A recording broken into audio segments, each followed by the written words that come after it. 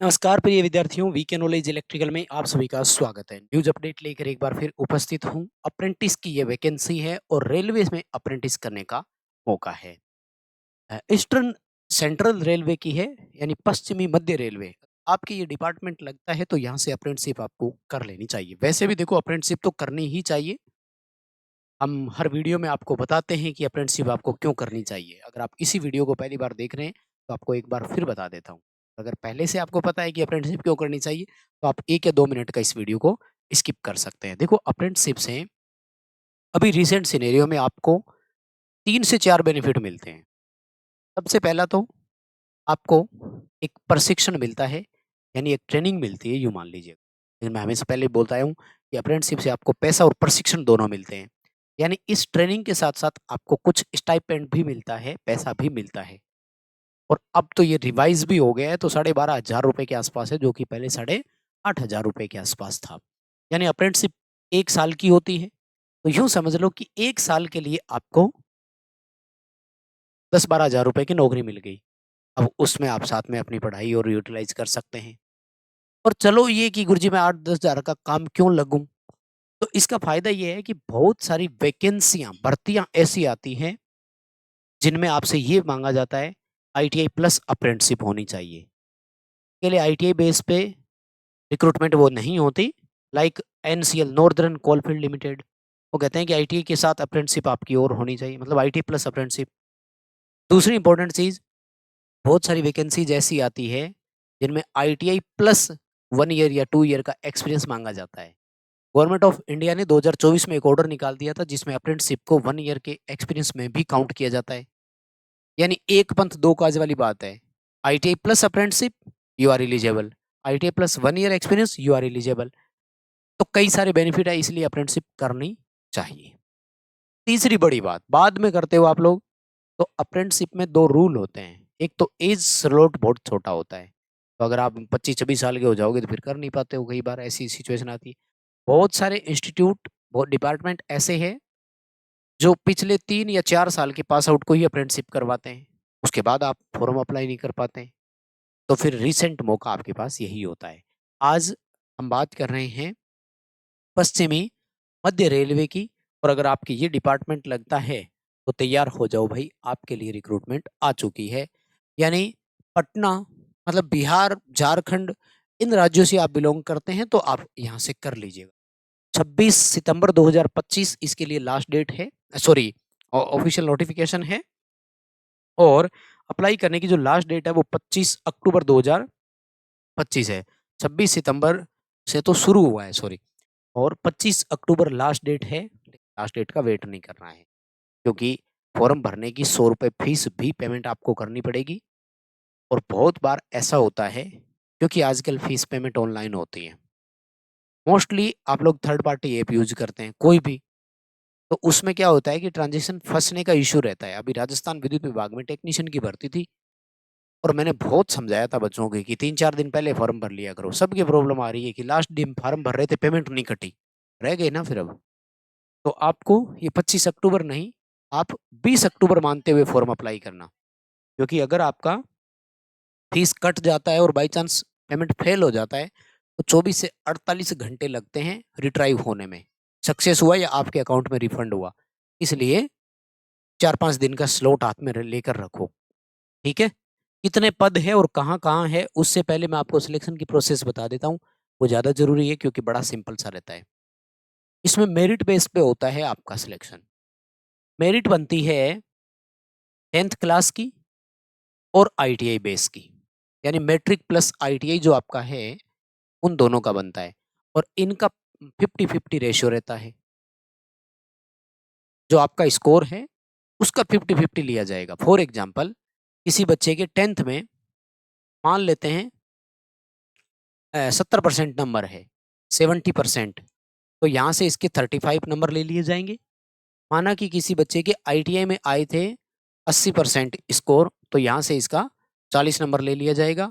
यानी इस बच्चे का टोटल 75 नंबर बन गया। ये ऐसे मेरिट तय होगी। कुल मिलाकर के अभी जो बच्चे आईटीआई पास आउट है ना, भाई उन्हीं का सिलेक्शन होना है। क्यों होना है? क्योंकि इन बच्चों के नंबर आए थे 95-95%, 90-90% नंबर आईटीआई में। तो जो पुराने पास आउट है उनका इतना स्कोर आता नहीं था। ठीक है? तो सिंपल सी बात आपको समझ में आ गई। अब मैं आपको बताता हूँ डिवीज़न वाइज़ कि भाई कहाँ पर कितनी सीटें हैं, किस ट्रेड की और किस कैटेगरी की।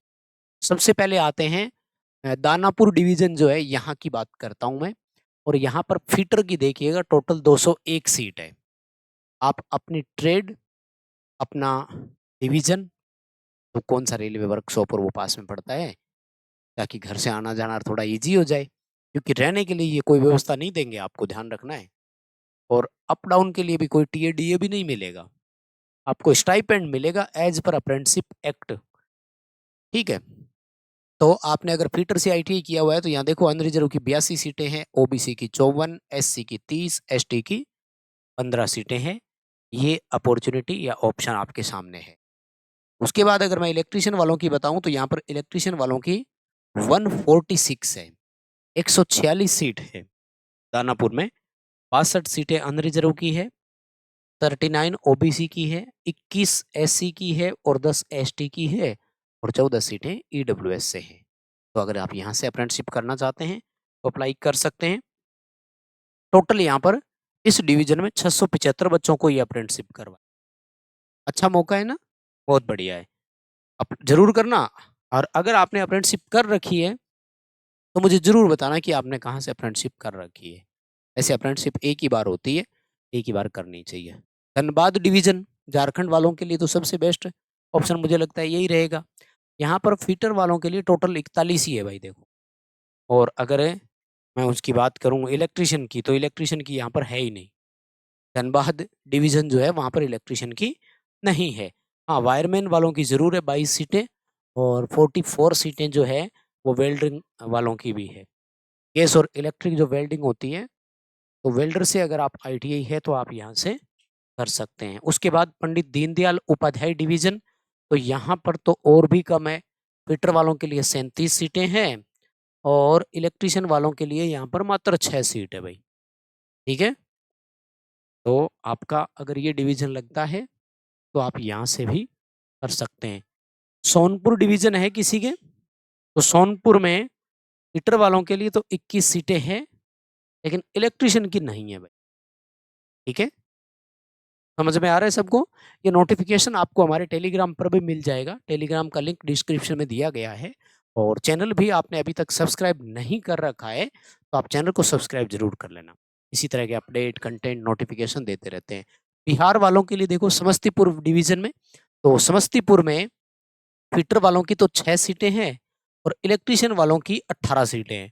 तो आप समस्तीपुर से अगर है और ये डिवीज़न आपके लगता है, तो कर लो भाई, अपॉर्च्युनिटी है आपके सामने। यहाँ से कर सकते हैं। प्लांट डिपोट के जो है ना, पंडित दीनदयाल उपाध्याय, जो वहाँ से अगर करना चाहो तो कर लीजिएगा। इलेक्ट्रीशियन वालों की 1 सीट है, फिटर वालों के लिए 22 सीट है। यहाँ फिटर वालों के लिए ही अपॉर्च्युनिटी है। और केरीज रिपेयर वर्कशॉप हारनोट वाली जो है, यहाँ पर देखो इलेक्ट्रीशियन की तो 8 सीटें हैं और 74 है फिटर की। रेलवे फिटर की बड़ी अप्रेंटिसशिप करवाते हैं भाई। रेलवे में मेन काम तो फिटर, वेल्डर इनका ही रहता है ना। देखो इलेक्ट्रीशियन का भी खैर रहता है, पूरा काम होता है, ऐसी कोई बात नहीं है, है ना। और मैकेनिकल वर्कशॉप समस्तीपुर, यहाँ से अगर करना चाहो तो यहाँ इलेक्ट्रीशियन वालों की 4 सीटें और फिटर वालों की 9 सीटें हैं।